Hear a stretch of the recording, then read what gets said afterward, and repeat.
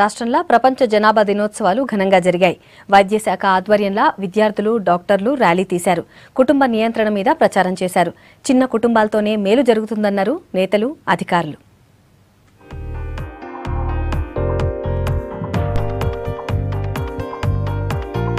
పెరుగుతున్న జనాభా వల్ల అందరికీ పనులు దొరుకుతలేవని అన్నారు మంత్రి ఈటెల రాజేందర్. కరీంనగర్ జిల్లాలో ప్రపంచ జనాభా దినోత్సవంలో మంత్రి పాల్గొన్నారు. ఎక్కువ మంది పిల్లలుంటే కుటుంబాన్ని పోషించడం కష్టమైతదన్నారు. ఇప్పుడున్న పరిస్థితుల్లో అందరూ కుటుంబ నియంత్రణ పాటించాలన్నారు.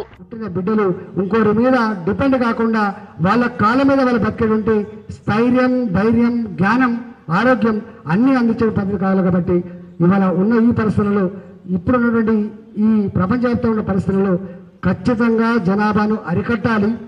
అరికట్టడమే కాదు, ఉన్న జనాభాకి ఖచ్చితంగా క్వాలిటీగా మార్చుకునే వాళ్ళకి మంచి వైద్యాన్ని అందించే విషయంలో, మంచి ఎడ్యుకేషన్ అందించే విషయంలో, మంచి సిటిజన్స్గా రూపకల్పన చేసే విషయంలో తెలంగాణ రాష్ట్ర ప్రభుత్వం తప్పకుండా ప్రయత్నం చేస్తుంది. అందులో భాగంగానే జోగులాంబ జిల్లాలో వైద్యాధికారులు ర్యాలీ తీశారు. కృష్ణవేణి చౌక్లా కలెక్టర్ జెండా ఊపి ర్యాలీని మొదలుపెట్టారు. ప్రతి ఒక్కరూ కుటుంబ నియంత్రణ పాటించాలంటూ ప్రజలకు అవగాహన కల్పించారు. నాగర్ కర్నూలు జిల్లాలో విద్యార్థులు ర్యాలీ తీశారు. జనాభా పెరిగితే వచ్చే నష్టాల గురించి చెప్పారు. వనపర్తి జిల్లాలో తీసిన ర్యాలీలా ఎమ్మెల్యే శ్రీనివాస్, చిన్నారెడ్డి పాల్గొన్నారు. దేశంలో రోజురోజుకు జనాభా పెరిగిపోతుందన్నారు. ప్రపంచంలో జనాభా ఎక్కువ ఉన్న దేశాలల్లా భారత్ 2వ స్థానంలో ఉందన్నారు.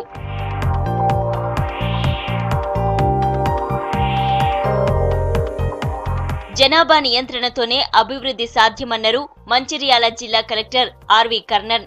కుటుంబ నియంత్రణపై గ్రామాల్లో అవగాహన కల్పించాలన్నారు. ప్రభుత్వ ఆసుపత్రిలో కుటుంబ నియంత్రణ ఆపరేషన్ల టార్గెట్ ను పూర్తి చేసిన సిబ్బందిని అభినందించారు. అటు ఖమ్మం జిల్లాలో విద్యార్థులు, డాక్టర్లు కలిసి ర్యాలీ తీశారు.